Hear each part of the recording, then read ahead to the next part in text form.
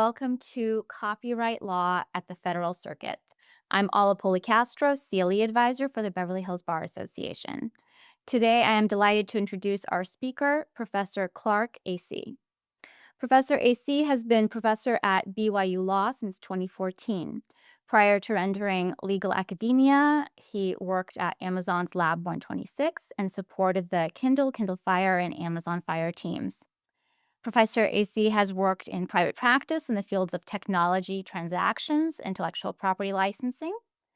His research and teaching interests focus on intellectual property law, technology, and innovation.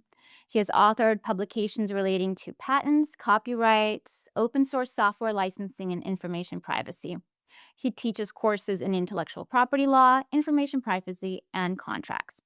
We can't wait to hear what he has to share with us today, and I'm turning it over to him. Great. Thank you so much for the introduction, Ala. Yeah, I'm really happy to be here. I wanted to give a little bit of background about this paper. It's close to publication, copyright law at the Federal Circuit. It really was sparked by an interest in the Supreme Court case in Google v. Oracle.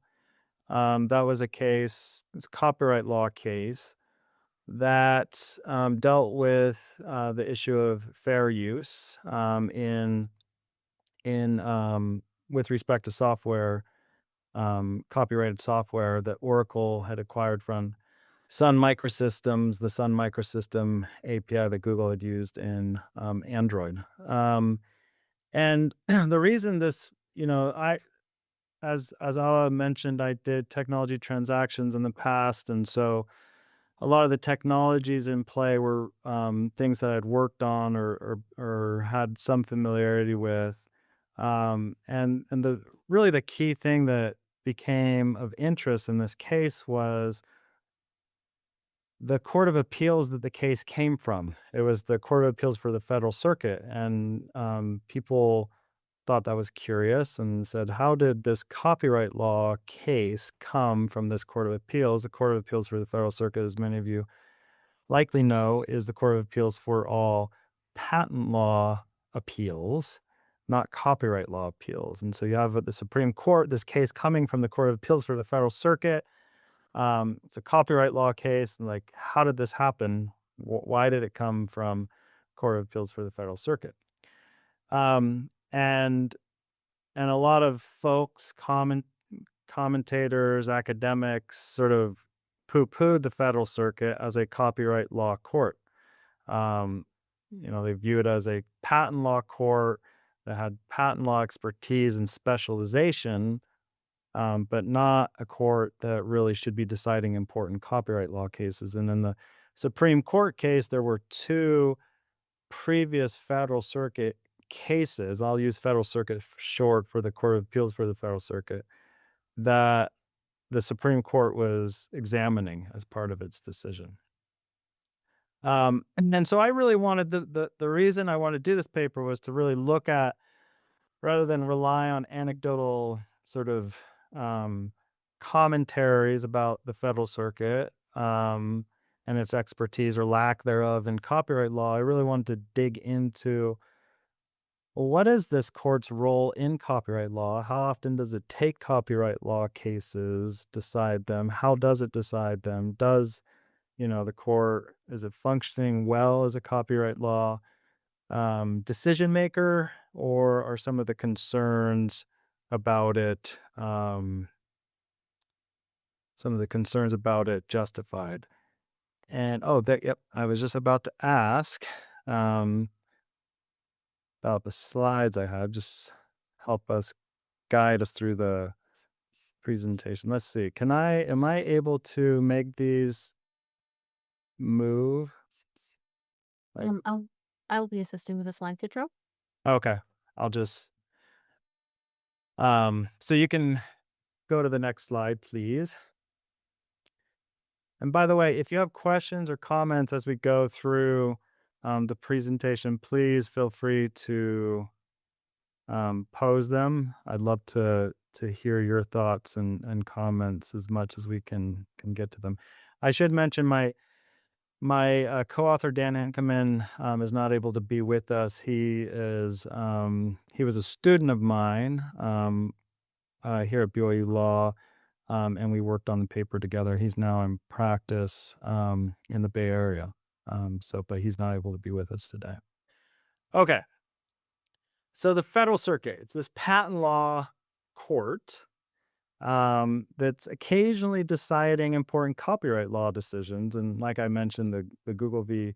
Oracle decision at the Supreme Court really um, brought this, not really brought it to light, but really made people think more about, wait, why is this court, this federal circuit, deciding copyright law cases? And a lot of people felt like the federal circuit had really messed up the copyright law issues um, in their decisions before it got to the Supreme Court. The Supreme Court case was about fair use, but the Federal Circuit had decided other issues as well, including the copyrightability of API software um, in play. We won't get into those details, but a lot of folks were really sort of upset with the Federal Circuit's role in copyright law in the preceding decisions. And so there's been a lot of commentary in light of the Google v. Oracle Supreme Court decision. So I mean, the way that these cases get to the federal circuit, primarily one of two ways. Okay. First is Court of Federal Claims. All appeals of that court's decisions go to the federal circuit, Court of Appeals for the federal circuit. So, Court of Federal Claims is deciding when someone wants to sue the federal government for money damages, then that's the court they go through.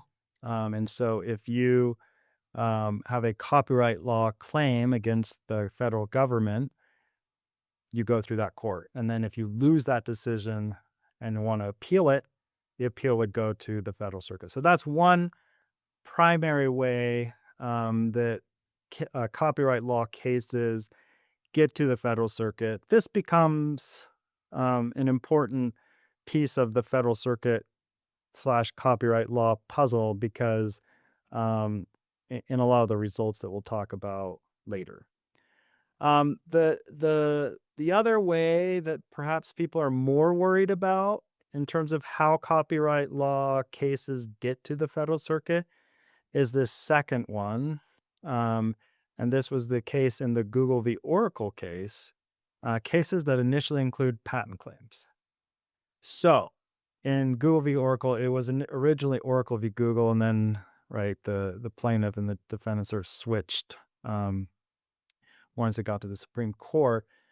But in that case, when Oracle sued Google, for infringement of its copyright based on using the API, the Oracle API in Android, they also included a patent law claim in their initial filings. That claim, the patent law claim, didn't have legs and was not part of the case from pretty early on. It got dismissed. But because the case initially included a patent law claim, that means any appeal of any subject matter within the case goes to the federal circuit. And so even though in Google v. Oracle, the patent law claims went away pretty quickly, the remaining claims were copyright law claims. The appeal goes to the federal circuit. So this is, I would say, the more controversial way that copyright law cases get to the federal circuit. The appeals of Court of Federal Claims decisions hasn't really produced very many notable decisions. A lot of them are per curiam and relatively uncontroversial. And so that's why the Court of Federal Claims opinions and some of the results I tend to separate and exclude from some of the results, just because they're just a different beast. There's a lot of pro se litigants. There might be really significant bias in favor of the federal government in those cases. That's just speculation. I don't have evidence of that. But we'll get into some of how I differentiate between federal claims, opinions, and the ones where a patent claim was involved earlier on. Okay, next slide, please.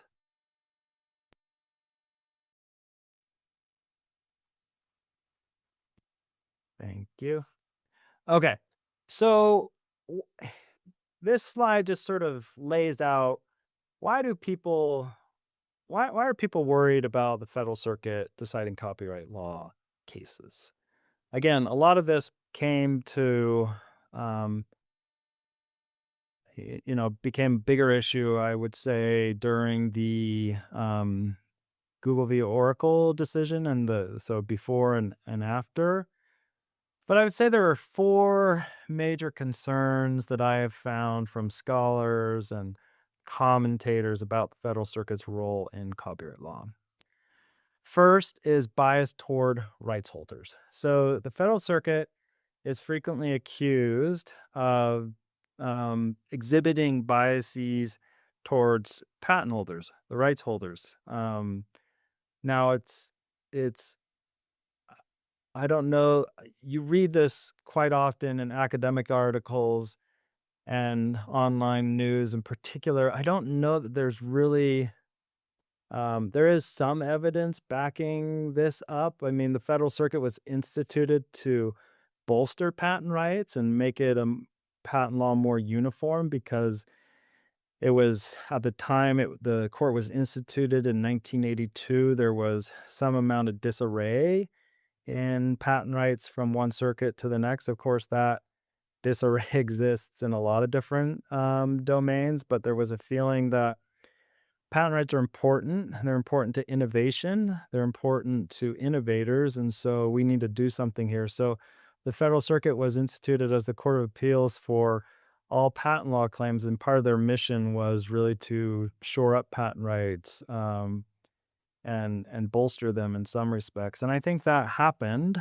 And so the claim is, given this mission, this court has sort of a bias in favor of rights holders and having sort of strong IP rights in place. And so the worry is in copyright law that you're going to get a similar bias exhibited by the court, that copyright holders are going to fare very well in the federal circuit, and those that are being accused of infringement are not going to fare well.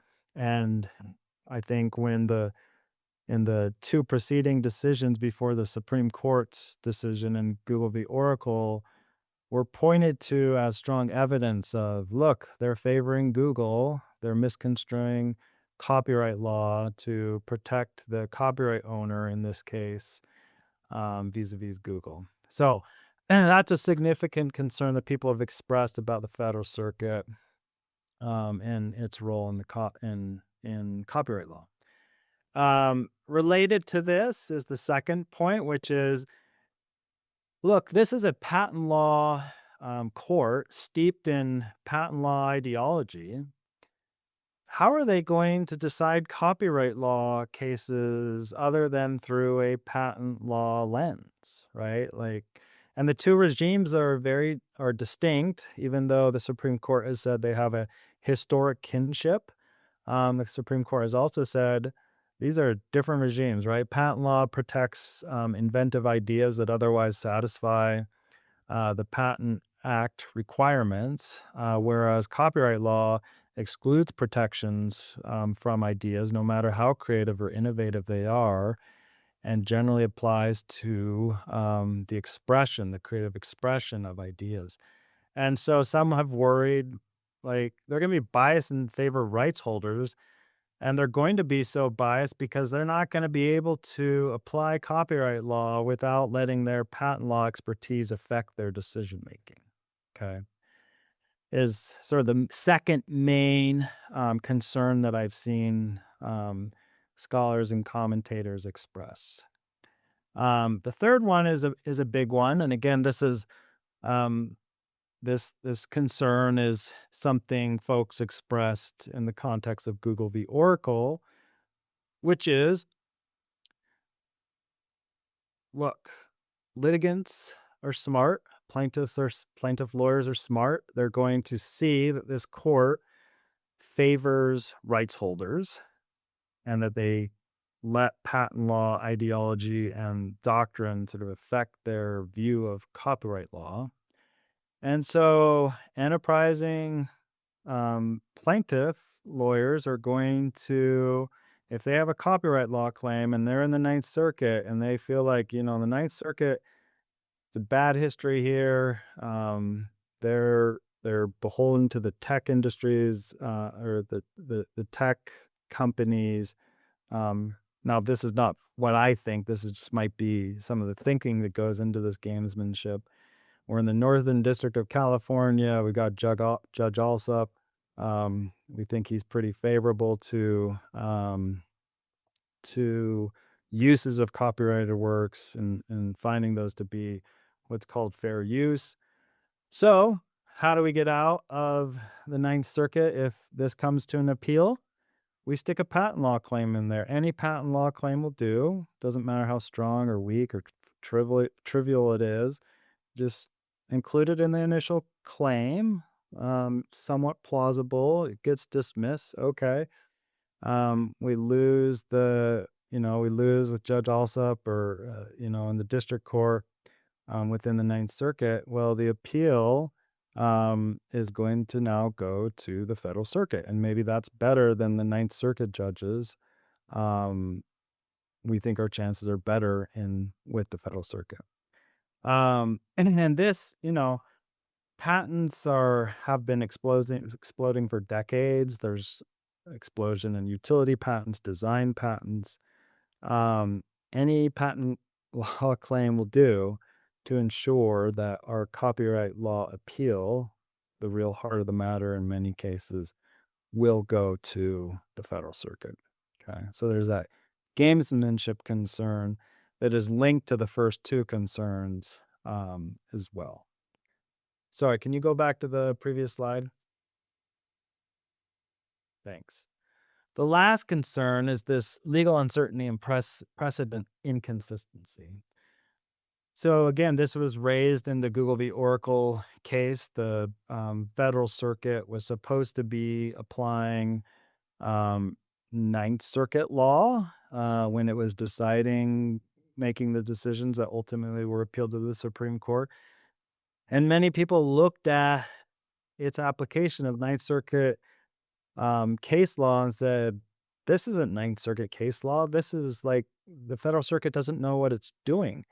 And it's creating this weird precedent that technically isn't binding on the Ninth Circuit, but then litigants with this sort of confusion are confused themselves and don't really understand what is Ninth Circuit precedent. Do we just ignore the Federal Circuit decision? We have to take it into account in some respects, perhaps. Just creates this like legal uncertainty that is not good for decision makers in business and elsewhere. Okay, so those are the four big, I think. I mean, there are others, but I think categorizing the four main concerns that folks have expressed about the Federal Circuit as a copyright law decision maker, and what is motivating me and Dan to say, okay, well, we've got Google v. Oracle or Oracle v. Google decisions, fine. What else has the Federal Circuit decided in terms of copyright law? What can we learn from those decisions about the Federal Circuit as a copyright law decision maker? Next slide, please.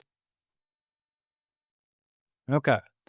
So that's basically what we did. We went into Westlaw and we wanted to fetch all of the Federal Circuit copyright law decisions that we could find. Okay. And perhaps not surprisingly, there are not a ton on there. Now, we found 56 majority copyright opinions, I think 3 concurrences and 6 dissents included in those decisions. Um, for unless I state otherwise, when I'm referring to results, I'm referring to the majority opinions in those decisions, um, throughout the remainder of the presentation. Um, now, prior to the E-Government Act of 2002, uh, judges, courts were not required to publish their their unpublished decisions, or opinions. They weren't required to make them available electronically anywhere. And so it may be that there are unpublished opinions lurking somewhere in the shadows of the federal circuit that Westlaw has not been able to get access to. But that's just a limitation of the study in terms of, is this the universe of opinions? We think it's most of it. Westlaw is in the business of getting everything and posting everything they can find and get access to. So we trust their business incentive means that what we found is most of what the federal circuit has decided in terms of copyright law. Now, of course, you might the question might arise in your mind, well, opinions are one thing, right? Opinions are sort of rare occurrences. What about just filings and things that are settled and don't make their way into an opinion? The federal circuit in the patent sphere has been accused of making a lot of decisions, or not just accused. There's evidence of they make a lot of decisions without issuing an opinion. So you could also have that as a factor too. So these are all like imperfections of the study. Could do an additional study to look at filings rather than just opinions. Um, but that's not what we've done here. So there's just some things to think about in terms of what exactly we're looking at, the universe of things that we're looking at. And I have in this slide we reviewed for party outcomes, citation pattern, patent law influence, jurisdictional trends. We extracted other information from each opinion that's pointed to in the paper, but these are just some of the highlights that we were reading and digging through these opinions. This type of information we were trying to gather. Next slide, please. Okay, so I think um, I mean a number of important findings, I think, with respect to the Federal Circuit as a copyright law decision maker.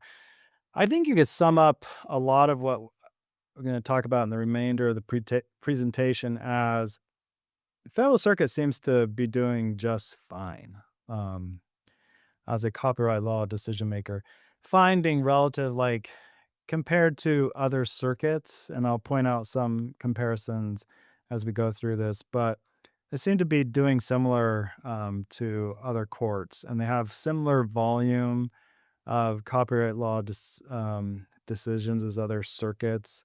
And so I think that's the overall finding is I think they're doing okay, and there's no sort of basis. Some people have said, "Well, we should change the federal circuit's jurisdiction so that copyright law appeals are not so easily making their way into the federal circuit." And I just don't think, based on what we were able to review, as imperfect as it is, that there's a strong basis for that. So, one interesting result, I think, is that there's this worry I mentioned in the beginning. There's this worry that the federal circuit unduly favors rights holders, right? And decides in favor of them. In the majority opinions, it's just not the case. Defendants actually win much more frequently than plaintiffs do.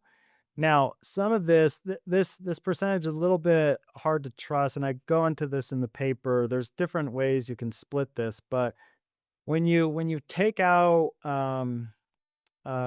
federal claims decisions, because those are overwhelmingly in favor of um, the the defendant, the government, then the percentage um, goes down, right, in terms of defendant's win percentage.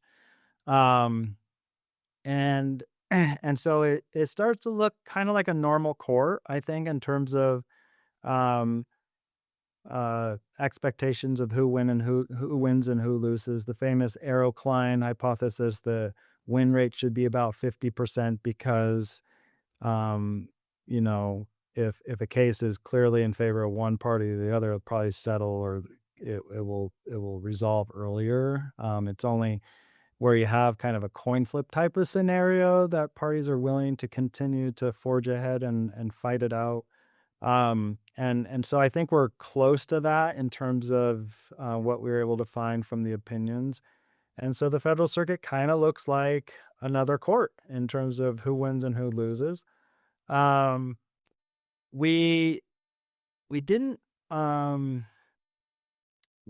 we also found that in some domains, there's this worry that federal circuit again is really pro rights holders, but in like DMCA cases, for instance, Digital Millennium Copyright Act cases, there are very few of these among all of the circuits decisions that courts have written, but the Federal Circuit has articulated in its DMCA cases the most pro defendant interpretation of the DMCA that is available.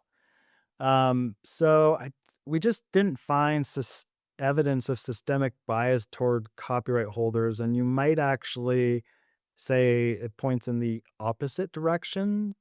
Although I think honestly the evidence is inconclusive in some respects too, but I just don't think based on what we were able to discover that there was just a lot of evidence of this court acting in the way that, headlines and anecdotes suggest.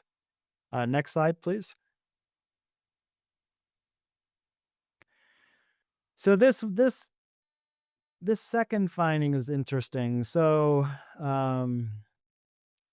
when we read the opinions, we looked for explicit references or comparisons to patent law, because again, you might not expect if the court is deciding copyright law case that they would, why would they refer to patent law?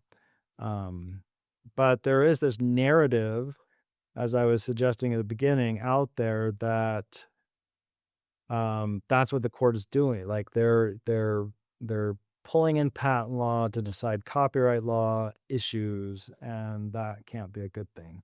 So we read through the opinions, and we found about a quarter of the copyright law majority opinions referenced, however fleetingly. Sometimes it's literally just like a citation to a patent law case to bolster their reasoning, but that a quarter of them explicitly reference patent law in some form or another. That might actually seem high. We don't have great points of comparison. I haven't done this sort of analysis for other courts of appeal, and so it might be quite a bit lower than found here. But the other thing we did is we actually read through the references.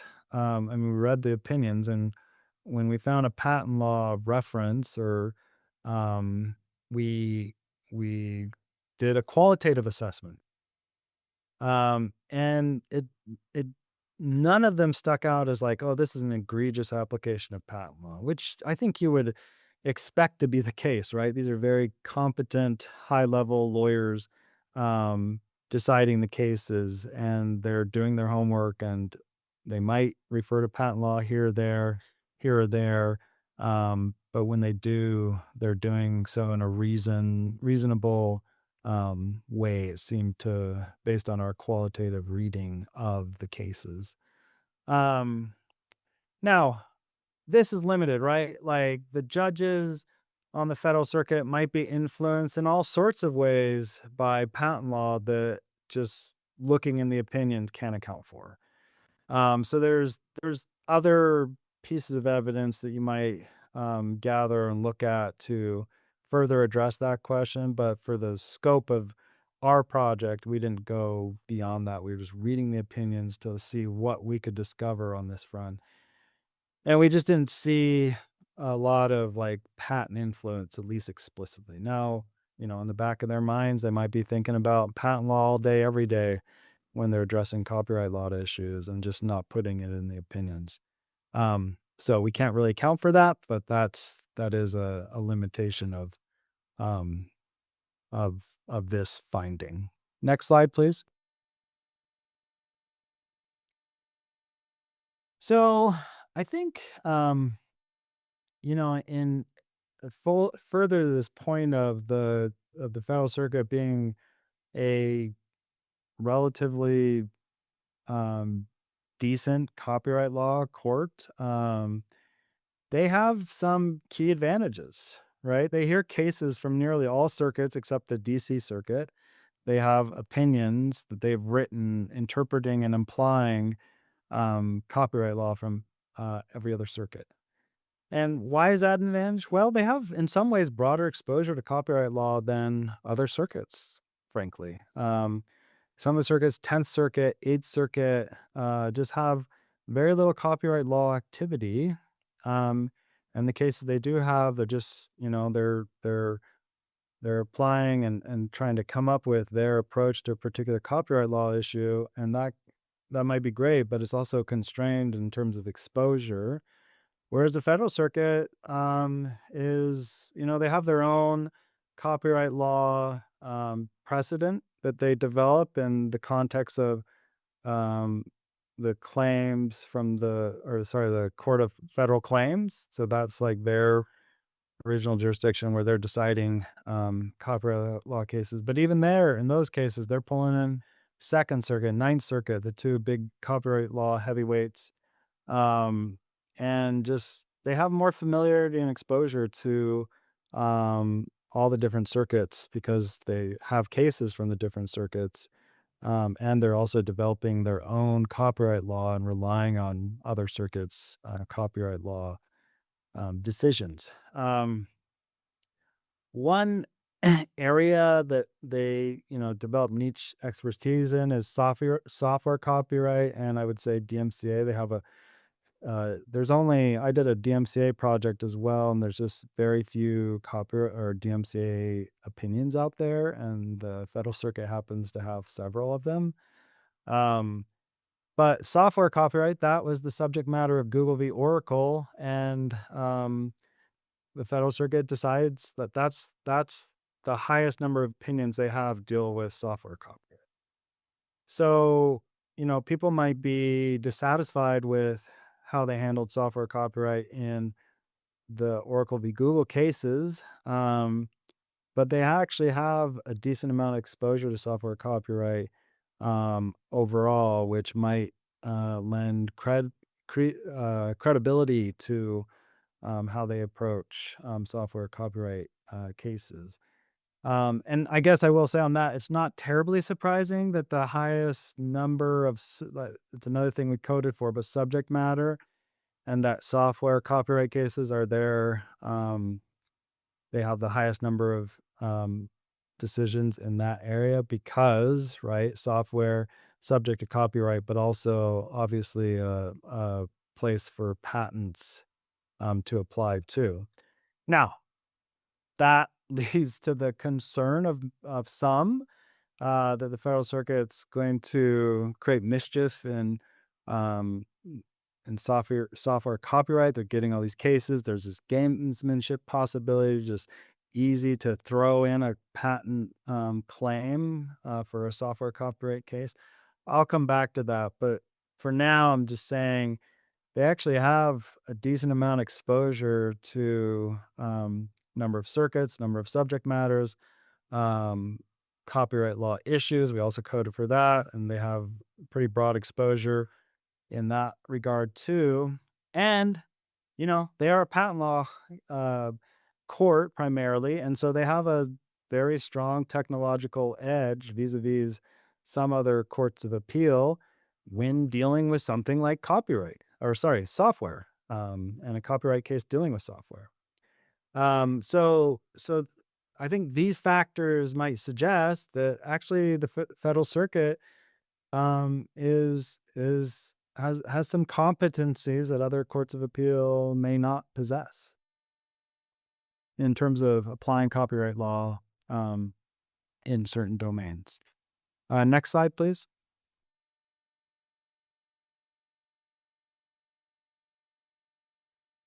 So the gamesmanship issue. This is probably well, I don't know. This finding is inconclusive at best. I don't have any really strong uh, feelings or thoughts about whether whether this is happening or not, based on what we are able to gather. So overall, a little less than one non-federal claims court copyright cases per year. Now, that's it should say opinions, per year, which means there might be a lot more cases that are sort of headed to the Federal Circuit, copyright law cases, and they're just settled or they're dismissed or whatever, right, early on. So again, the limitation that arises because we're focused on opinions is a real one, but it is what it is in the context of what we're doing in this study. Now, if that number rises to a little over one opinion a year um, when you exclude the years where the E-Government Act did not apply. If you recall, the E-Government Act is this act that requires courts to make electronically available all opinions that they produce, whether published or not. And so once that act applies, the number does rise. That might be just because litigation has been increasing, too, or it might be because prior to the Government Act, were more opinions that just weren't coming to light, and after it, there were. But I don't, I don't know that based on this study, we get a very great answer to this question of forum shopping. Um, And you might think actually one opinion per year is decent evidence pointing towards forum shopping. And when you look at other courts of appeal, we did some comparison. And yeah, there are some other courts of appeal that don't have a heavy copyright law caseload are similar in terms of the number of opinions those circuits are producing with respect to copyright per year. So it might actually be like we wouldn't expect them to be producing one opinion per year. That's actually evidence of forum shopping by plaintiffs. Um, I don't, again, I think this study doesn't really have great evidence one way or the other. Um, but it's, I think, something to continue to track. It is one of the major concerns about the Federal Circuit as a copyright law court. The reason, by the way, in case it wasn't clear, the reason we exclude non-federal Court of Federal Claims, or sorry, the reason why we exclude Court of Federal Claims opinions from the analysis here is because those cases are not relevant to the gamesmanship issue because all appeals of that court go to the Federal Circuit, whether or not they include a patent law claim as well. Um, so there's no gamesmanship going on with those cases. Okay, next slide, please.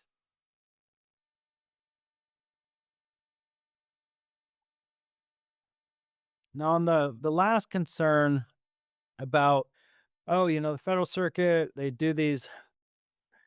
make these erroneous decisions, they misapply Ninth Circuit law, case law, and then the Supreme Court comes and cleans up some of the issues, but some of the issues the Supreme Court did not address, and so we have this lingering, like, what is the standard for copyrightability with respect to software? We thought we had the Ninth Circuit standard and other circuit standards that had been around for decades. Now, Federal Circuit has muddied the waters, so to speak, and misapplied Ninth Circuit law in that regard, and Supreme Court didn't clean up that issue. They left it They didn't address it. So so the concern is Federal Circuit's taking all these cases from different circuits, misapplying the circuit's case law, messing everything up. I think it's an overblown concern. Um, I think the primary reason is that although the Federal Circuit has taken and written opinions, applying and interpreting case law from each circuit with the exception of the DC circuit, it's like 1 or 2 cases per circuit. Um, I forget off the top of my head which circuit. It might have been it's probably either in the Ninth or the 2nd Circuit where they've had a few more than that, but still not very many. Um, there may be some high profile missteps, as some people claim in Oracle v. Google. I tend to agree on one of those opinions in particular. But I don't think that's any different, I guess I would say, from other courts of appeal. I recently did a study on the substantial similarity doctrine in copyright law, read thousands of opinions from every circuit, every in the United States, and came away from that study um, feeling like most circuits are struggling in this area. And so I don't think the Federal Circuit I don't know that they're doing spectacularly in copyright law on this front, but I also don't know that they're doing any less or worse than other courts of appeal for the Federal Circuit. Okay. And again, I think they do their homework. They're most free. We also counted like citations to different sources of authority. And the Federal Circuit is pretty normal in terms of who they cite. They're citing Supreme Court, the Feist decision.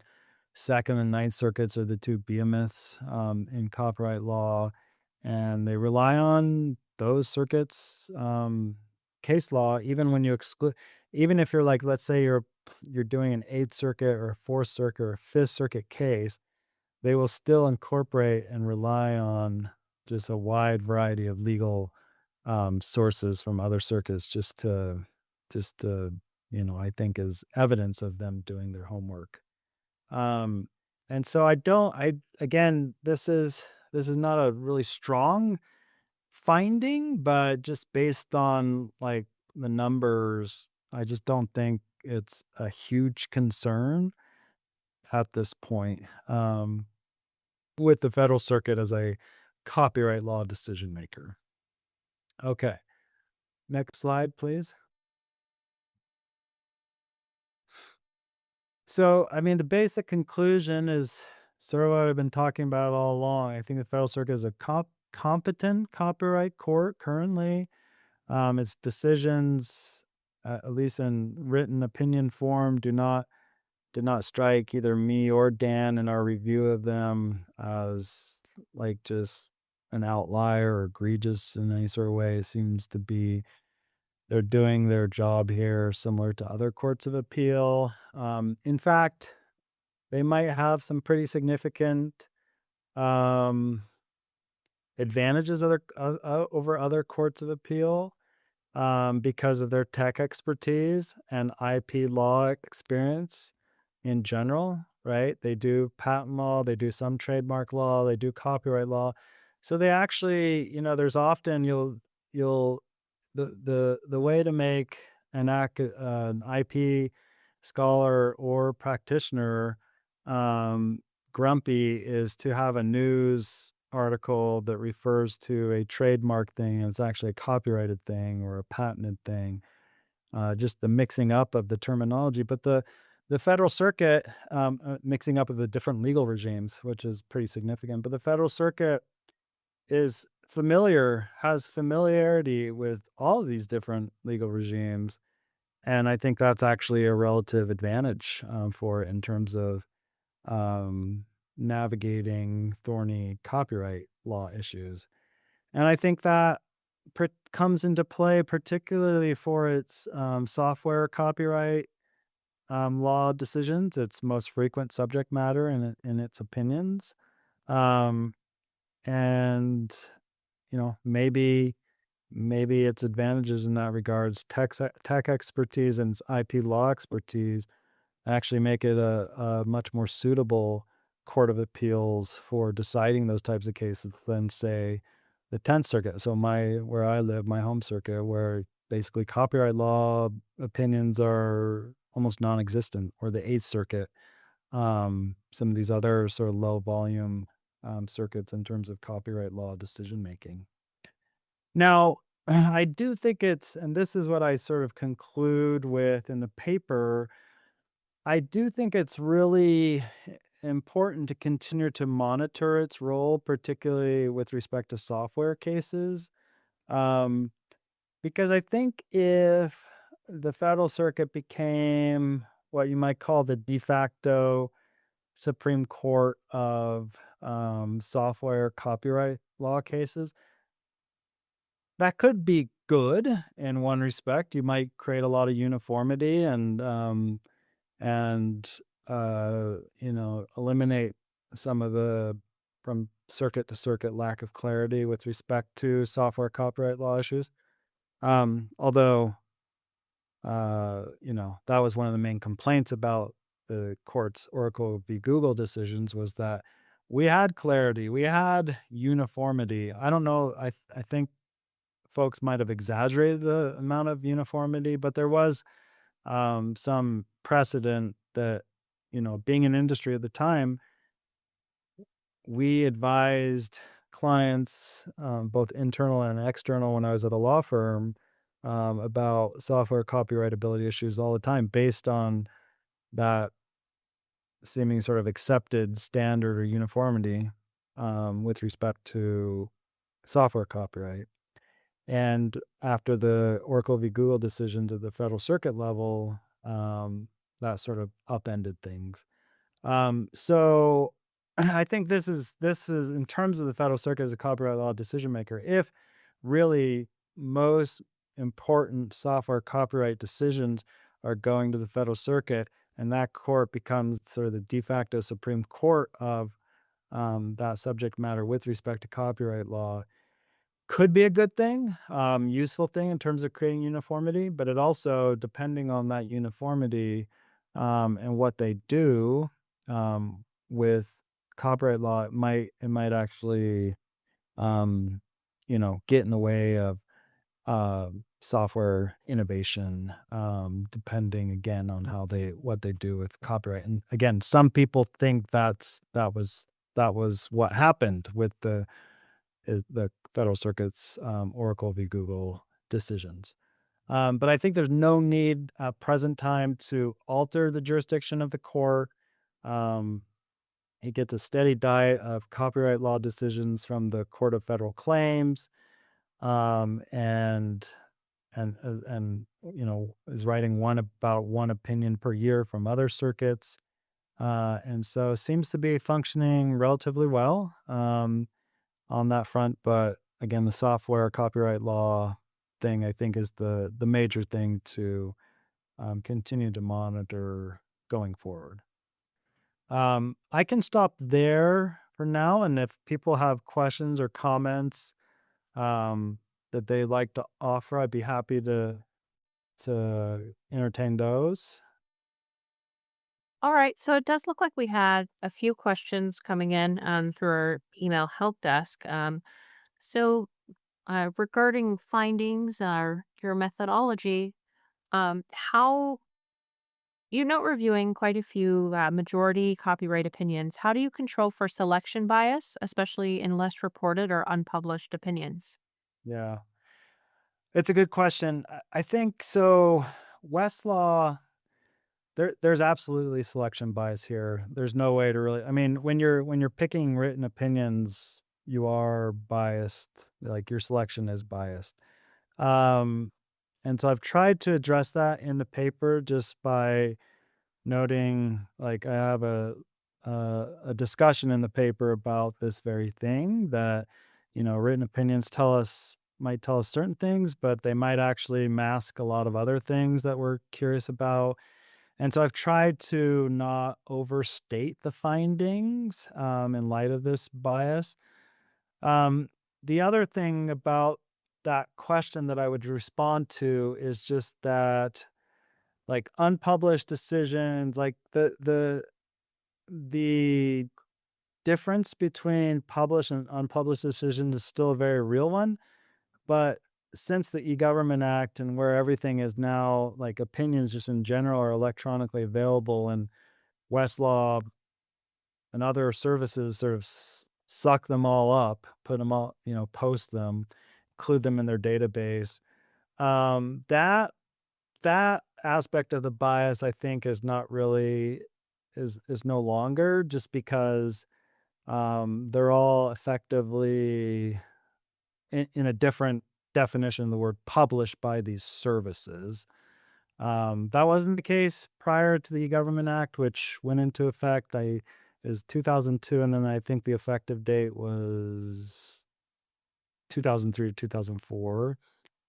So before that, there definitely was, like, even more bias and difficulty because unpublished decisions were not available. But since at least the E-Government Act, I think that concern lessens, or is diminished quite a bit. Okay, I have another one. If the Federal Circuit leans pro defendant in most DMCA cases, what factors might you think explain this, or do you expect this to persist as digital enforcement issues evolve? It's a good question. I don't so it was, both decisions were written by Judge Rader, who is no longer with the court. And it was just an interpretation of the DMCA that I don't think most other circuits, particularly Ninth Circuit, has followed. And I think when you read most case books and talk to most people, um, the Federal Circuit position is definitely a minority one that most folks don't follow. Maybe because people look at it and think, well, you've just misapplied the underlying circuit law. That's not actually how it should be interpreted. Um, so the DMCA is interesting. There are. I did a study on the DMCA as well and tried to find all the relevant opinions out there. And there's literally, like, in terms of court of like appellate decisions, like, I'd have to look. I don't remember the numbers off the top of my head, but there's just so little out there. And I have some sort of suppositions in the paper as to why there hasn't been more. I don't know if there's not robust enforcement. I think it's a curious piece of legislation um, that just hasn't resulted in much interpretation or decision making. I think the second part of the question was, can you repeat it? Do I expect that to, in the digital sphere, to, like, Yeah, increase? let me find that again. I think it was to expect it to persist as digital enforcement issues evolve. Like, what to persist? Sorry, I just want to make sure I understand the question. Just the lack of decisions? I think it may refer to the circuit leaning pro defendant. Oh. Um, it's a good question. I'm not sure. I mean, I think it's been some time since anyone has really followed the Federal Circuit on its DMCA interpretation. I tend to agree with the Federal Circuit on its interpretation of the DMCA, just because I think um its interpretation is basically you have to have a predicate um copyright infringement offense, like underlying copyright infringement offense, for the DMCA to apply. Ninth Circuit has applied or interpreted differently, just say the DMCA is its own beast, like it doesn't necessarily require copyright infringement happening. Um, and so I sort of side with the interpretation of the Federal Circuit. Um, but the Ninth Circuit is sort of the leader in terms of it in the Second Circuit, but the Ninth Circuit even more is the leader in terms of copyright law issues. Other circuits follow it. And so if I had to predict, I would think that probably folks will continue to follow the Ninth Circuit going forward. The DMCA was enacted in 1998. That's like ancient history now. And so it's probably due for, I mean, they have the biennial or the the the triennial, I'm forget annual like where they approve new exceptions to the DMCA, which is useful in terms of updating it in light of current um, developments in technology. But I think the DMCA itself could use an update, like many other pieces of legislation that basically by the time they're enacted, the world has moved on. And so trying to keep up with technological development is often difficult to do legislatively. And I think is one reason why we sort of sometimes leave it to the courts to try to keep up with what's changing. But my prediction would be Ninth Circuit position is pretty entrenched and it will probably continue to prevail. All right, great, thank you. It doesn't look like we appear to have any more questions in the Q&A regarding your presentation. So I would say that this concludes today's presentation. Thank you so much, Professor Asay, for your time, and thank you so much to our audience for joining us today. Yeah, thank you. Appreciate it. You may be eligible for CLE credit in your state. Visit bhba.org/podcasts for more information.